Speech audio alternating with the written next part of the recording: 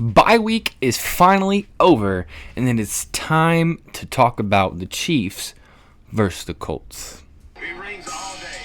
I get text messages all day. I can't edit nothing. I can't write nothing. I can't call nobody I want to. This shit has gotten out of control. Yo, hey, my bow tie look futuristic. Snake skins when I talk to business. Got a couple people in my household that I put a hole in y'all's common sense. My driveway like Carl Black. Some shit ain't drove in a couple weeks. Got a Mustang GT runs and drives. Getting lost and disappears in the weeds. Gonna beg no more. And I won't ask permission. And I ain't gonna feel bad for success that wasn't given. If you shit talk behind closed doors, your room is full of bitches. Okay, enough of that. So yeah, I'm gonna talk about do a breakdown Colts versus Chiefs. That'll be the bulk of the show. As you guys know, if you watch this podcast on this day, I love to break down the next matchup, and especially Colts versus Chiefs. This is gonna be a big week. Do not let the Chiefs 5-5 record fool you. We could go out on Sunday and absolutely throw up a stinker. I don't think we will, but the Chiefs, despite what anyone else might say, I do think the Chiefs are still the Chiefs, all right? We're going to have a pretty tough time with their defense. I watched the game last week. It was stingy. And we're going to have a hard time containing Patrick Mahomes because he's Patrick Mahomes. So that is going to be tough. We'll also get into Kentucky basketball and football. And we'll talk about the Pacers. Gosh, man. Oh, boy. Oh, boy, the Pacers. And we shall talk about IU. Can you believe that? But yeah, so let's just go ahead and jump right into this Colts versus Chiefs game. And the first topic I want to talk about for this game is going to be Daniel Jones versus Patrick Mahomes. And now, obviously, when it comes to games won, Patrick Mahomes, when it comes to record, when it comes to a lot of that kind of stuff, Patrick Mahomes is superior. I honestly think overall, Mahomes is definitely a better quarterback than Daniel Jones. That's obvious. But we're talking about this year with these receivers and this defense and this moment now. We're not talking about Mahomes of past. We're talking about this moment. And that's still nothing to be taken lightly. Patrick Mahomes is still Patrick Mahomes. You can't act like he isn't. But the Colts have never lost to Mahomes during the regular season. So there's also that to keep in mind. I said, let's go into a little bit of statistics. Again, this is from this year. Let's start with actually Patrick Mahomes. So his 2025 season performance, he has 2,625 passing yards this season. He's thrown 18 touchdowns on 6 interceptions so far. His passer rating is 95.86. Running aspect of Mahomes' game here. Mahomes isn't just a passer; he's a real factor in the running game, and we all know that. That's pretty much one of Mahomes' strengths that we all know about. According to NBC Sports, though, early part of the season, Mahomes has more rushing yards than all of the Chiefs running backs combined. He's averaged 9.5 yards per carry in some stretches per that report. Yahoo, and again, that is from NBC Sports where I read that at. Yahoo Sports notes his rushing yards per game around 35, which is significant. Strengths. What are Mahomes' strengths? He's an elite playmaker. We all have seen him, almost on the ground making a miraculous sidearm throw 30-40 yards down the field. We've seen Mahomes make plays with his legs when it seems like it is impossible to do so. The thing that Patrick Mahomes is the greatest of all time at, in my personal opinion, is evading pressure, making things happen, like I just said, when it seems broke down the pocket, 3 guys around him, spin around on one foot, throw it. Mahomes is special and somebody you can try to game plan for, but really at the end of the day, Mahomes is going to get his. You're going to get into this game knowing Mahomes is going to get his. He has 2,625 yards and they're 5-5. Mahomes is probably going to have 3,500 yards this season, and maybe even more. I don't even know how, but if I had to guess, at least that, maybe even 4. And they probably might have a losing record. It depends on how they do. But also, understand this: if they've already lost 2 in a row, so Mahomes isn't a person who likes losing at all. He's going to be very angry this game, and so I think if we do win this game, it won't be by much. We'll get into that in a minute, but I just settle that to be like, we all understand he's going to get his. What we have to attempt to contain are these. Everyone's so scared of Mahomes, which they should be. But he opens up, what he does, he'll act like he's going to run and opens up these long down the field passes, because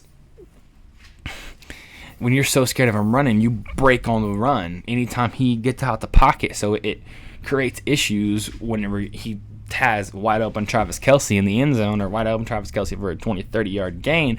That's how the Chiefs beat you at the end of the day. If you guys ever really watch the Chiefs, you know that's what the Chiefs do. They use Mahomes and his greatness to piggyback everybody else on the team to be greater, and that's the way that they win games. That's the way they've been winning games for a long time. This season, it seems to kind of not be enough. So, really, do not underestimate Mahomes. Do not go into this game thinking that. Please, Colts fans, don't go into this game thinking that he can't do all that stuff, thinking that he can't make a one-arm throw off the back of his foot, thinking that he can't still do all these ridiculous things, because he can, and he can win this game. He's lost 2 in a row. I'm just saying, he's been here before, and he knows how to manage high-risk games, high-stake games. Super Bowls, 4 of them, I believe it is. What is it? Like 6 AFC champions, something like that. He's been in the playoffs every single year. I know that. And he's going to do anything he can to attempt to get in them again. Whether that's, they could beat the Colts and go on a run, or if they lose to the Colts, they could go on a run afterward. And everyone, for some reason, seems to count them out. And I think that is very silly to do to the Chiefs. When he tucks and runs, there's some risk involved in that, and he knows that. But he doesn't really care, because he doesn't really come off the field. We watched Mahomes throwing the ball on one foot in the Super Bowl. We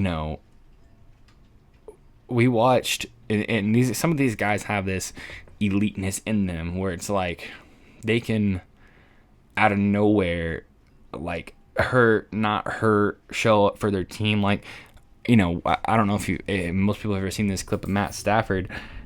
He's still with the Lions. It's some big game, and he clearly gets hurt on this play. I think it was his arm, his hand. And, he thinks that, like, he's on the sidelines, he's talking, whatever. You can see it in the clip. And they're like, and he's like, well, Matt, like, can you? Coach is asking him, can you go out there? And Matt's like, if you need me to throw the ball, throw the ball. Like, if you need me, I'm out there, one-handed or not one-handed. And that's what separates, Super Bowl winning quarterbacks from average ones, or just great ones, honestly.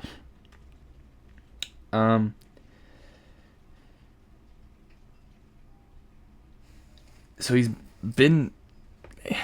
Here's the thing: is I think what you have to do to Mahomes, which is tough, is attempt to wear him down, attempt to make him run so much that he's tired. And it's hard to do because of this guy's stamina and this guy's willingness to fight, let's call it. But that's really the only way you have a chance. So then now let's move on here to Daniel Jones. Daniel Jones so far has 2,659 passing yards. He's thrown 15 touchdowns to 7 interceptions. His completion rate 69.9%. Which is that's very good. Very good accuracy. His passer rating is 101.6. His strengths: efficient passer, good completion rate, and low interception relative rate. 15-7 isn't the best of all time, but it is very good decision making still. And he has like 2 or 3 run-in touchdowns. In his role with the Colts, he's commanding their offense really well. The Colts before, if you watched the Colts last year, you would understand that we might have had a good system in place, a good game plan and stuff most of the time, and it would cause us to win 8-9 games, but we didn't have the quarterback who could manage the game the way that we needed him to, the way that Shane Steichen needed him to, and that you could tell immediately when Daniel Jones got on the field that was the number one thing that separated him from Anthony Richardson is his ability to switch plays at the line, his ability to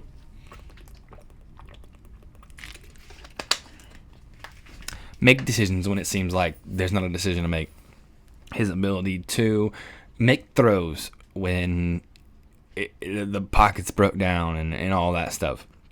He's not super mobile, but when he gets pressured the last couple of games, it's not been good.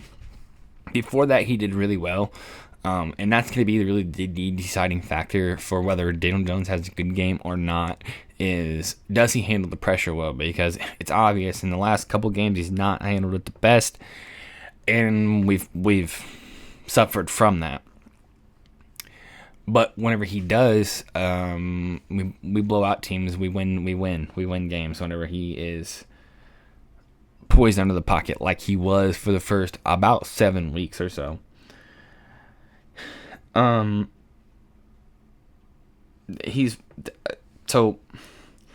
He is a little bit too reliant on the protection. Like, he needs solid pass blocking. He's not able to really...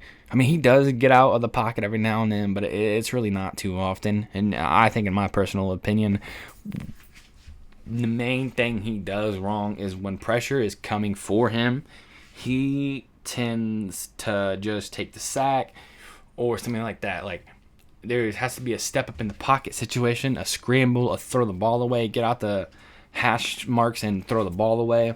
There has to be something that you can do to get out of just getting sacked. And that's a problem, honestly. And he does make a couple of risky throws, but also, honestly, a lot of the throws that I've seen him make that get picked are tip balls and stuff, but he does make some bad decisions to make a couple in the last couple of games. I really think this could be a bounce back game for Daniel Jones, especially, excuse me, during with Mahomes and the Chiefs.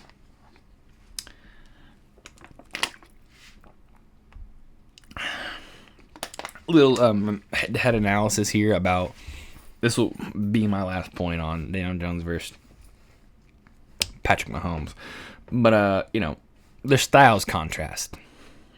Jones is more of a classic pocket passer, relying on timing, accuracy, and reading defenses. Like I said, he likes to just stand there, throw the ball as quick as he can, and it works. But when it doesn't work, when the pocket breaks down, you have to be good at getting out of it. And I think that's been Jones's problem his entire career. If you watch him back in New York, anytime someone's in his face, anytime someone's pressured, he gets scared. Now, he did really well for the first, I just said this, about 6-7 weeks. 6-7. But he's not last couple weeks, he's really not been doing so well at it. And I feel like if he comes back doing it again this game, and of course, everyone can take a sack, whatever, here and there. But doing it as much as he did, it causing turnovers versus the Steelers is what cost us the game. And he just needs to, like I said, he relies on his timing, his accuracy, and reading his defenses, which he's great at. He's very great at it. But in this NFL, you have to be able to escape the pocket. These pass rushers are way too good. However, Mahomes is a hybrid. He's an elite passer. One of the best in the game with a very legit running threat. And that's why Mahomes is so good. So you have to, without DeForest Buckner on our D-line, it is a bit of a problem. But we have good backups, Neville Gallimore. Tommy Watabare, very good backups. JT Tuimoloau, all these backups really can step up. They're not as good as Defoe, but they're not inadequate either. They're both pretty good and can probably come together. The backups can probably come together and make up. And we don't need any more injuries. We still have Latu. We still have Big Grove. So, still pretty good. If the Chiefs generate pass rush, Daniel Jones could be forced to move or make off-schedule throws, and that is his kryptonite at the end of the day. And especially, again, I said this a few times for the last probably 2 to 3 games, he's kind of doing a bit of regressing. He still has some great games, but doing a bit of going back to his old self a little bit and getting rattled in the pocket, making bad throws, dropping footballs, stuff like that. But the Chiefs are unpredictable at the end of the day. Mahomes on the move or under duress can flip the field quickly, especially with design runs or scrambles. Mahomes does a excellent job of mixing up deep balls, slant routes, him running they do a good job of mixing up everything. And so when you can do everything, and the Colts passing game has this too, but they're missing the element of, Jones can get out and run 15 yards. Jones can get out. He does that every now and then, but it's just kind of not his thing.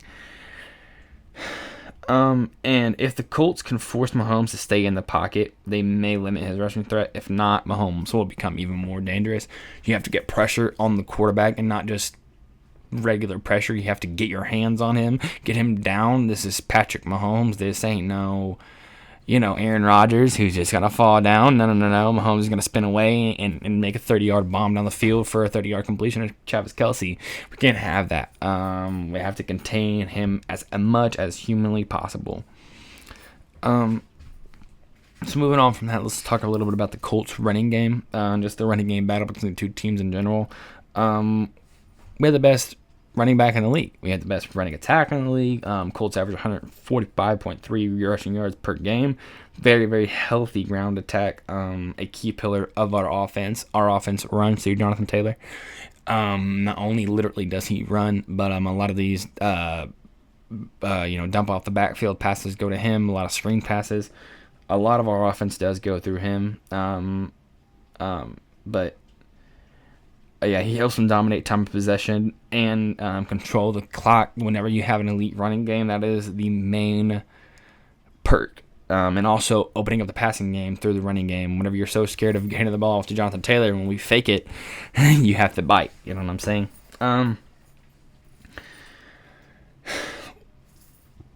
The Chiefs running game. Excuse me. So they average 121.2 rushing yards per game this season. Isaiah Pacheco relieves the Chiefs with 323 rushing yards on 78 carries in 2025. That's 4.2 yards per carry. He has 1 rushing touchdown. As noted, obviously, Mahomes is a big part of their rushing attack and has a major part of their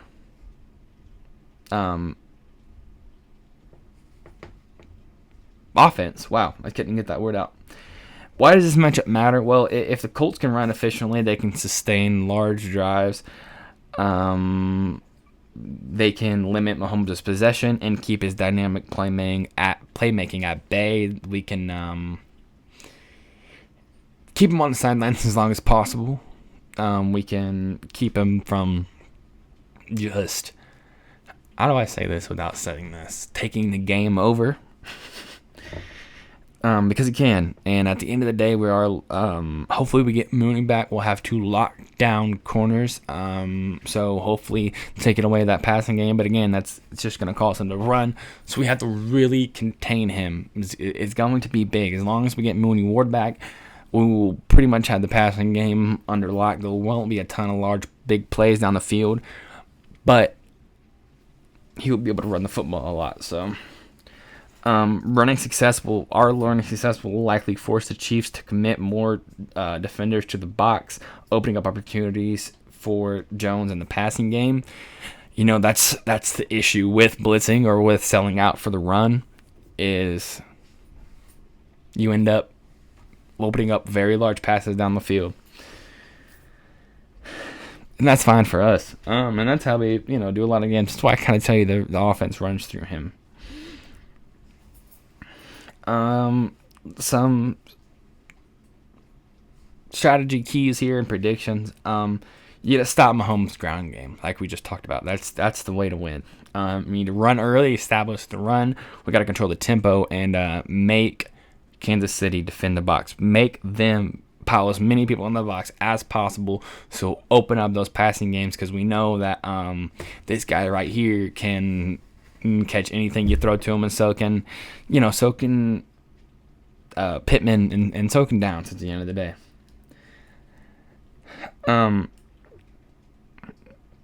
Again, this is big key to their success here. Use play action off of successful runs to free up Jones's passing lanes. I'm telling you, I've watched it happen. I've watched the Colts burn them for 15, burn the other team for playing 15, 20 yards, and then all of a sudden, the next 2-3 plays later is a 30-yard bomb that Alec Pierce for a touchdown. When you're so afraid of the best running back in the league, that's what ends up happening. The Chiefs could win if they do the following things. Mahomes gets out early and starts running the football and starts being him. He's going to come out quick, hurry. I'm telling you, if he doesn't, our offense and our defense will completely take over, and he won't even have a chance. They have to create explosive plays with Mahomes early. If they don't, if we get up and our offense can monotonously move down the field, first 2 or 3 drives, I think it'll work out well for us. So a little bit of prediction here. The Colts can run well and protect Jones. They'll control the clock and limit Mahomes' damage, but Mahomes is allowed to scramble freely. Kansas City offense could get out of hand. That could be the tipping point, like I just talked about. So the Chiefs, the last time I looked, were favored. I think the Colts win a close one here. 21 to, let's say 21-18.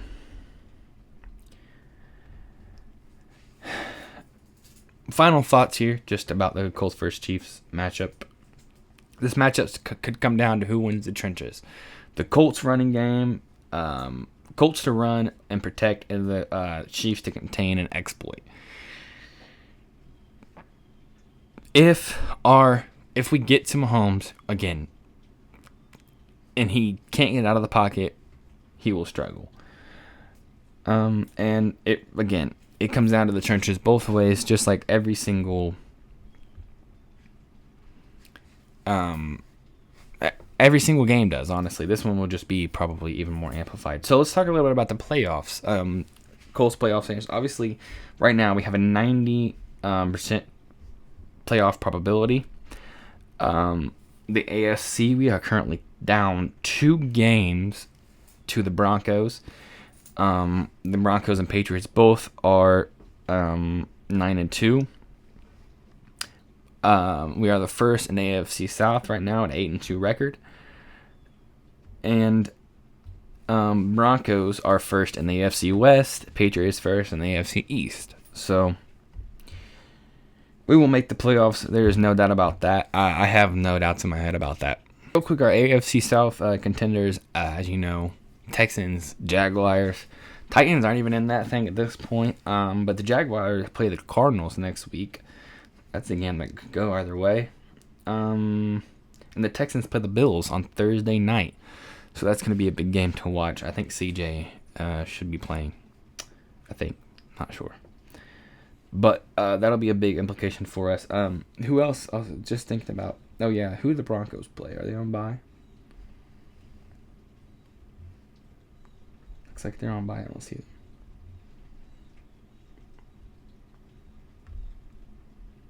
Yeah. Seems like the Broncos are on bye. play the Bengals, so as long as we win, we'll probably keep our spot where the AFC currently is. But we're definitely going to win the AFC South as long as the Jaguars continue to lose every now and then. Moving on now, the Kentucky Wildcats play a big game tonight at 6:30. Michigan State, number 17 Michigan State, they're 3-0, and the number 12 Kentucky Wildcats, we are 3-1. We of course lost to Louisville. Last couple games been last game was a get back game for us. We lost to Louisville right before that. It's going to be a big game. I'm hoping he'll take Owe steps up.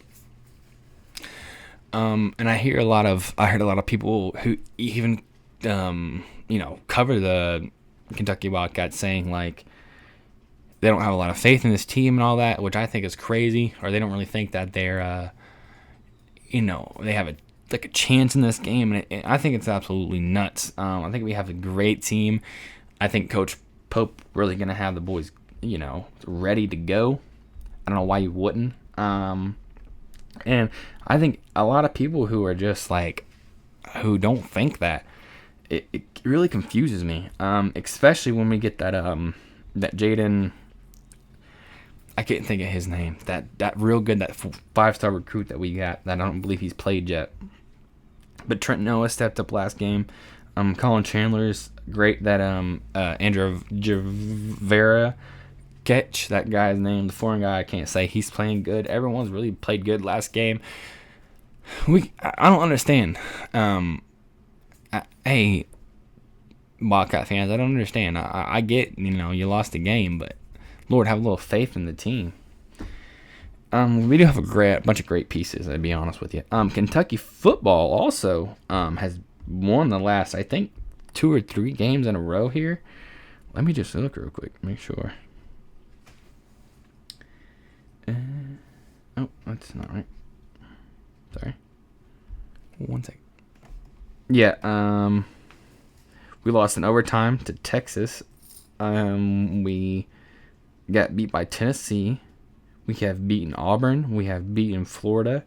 We have beaten Tennessee Tech. We play Vanderbilt on Saturday at 3:30. That's going to be a blowout. But we've beaten, some, and we've only lost by a couple points from some of these teams. So I said all that to say this: a lot better season from the Wildcat football team than I was expecting.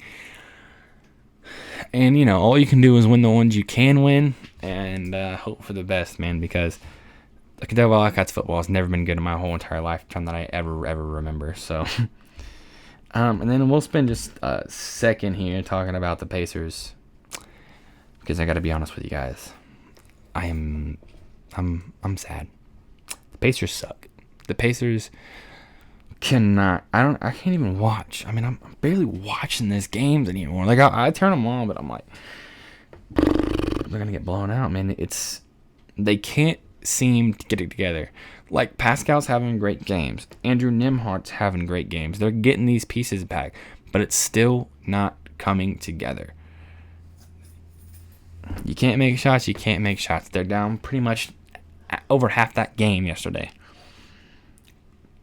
It's a sad scene, sad state of affairs, but, what do you do? You hope they get better next year or can somehow turn it around this year. But that's all for today's show.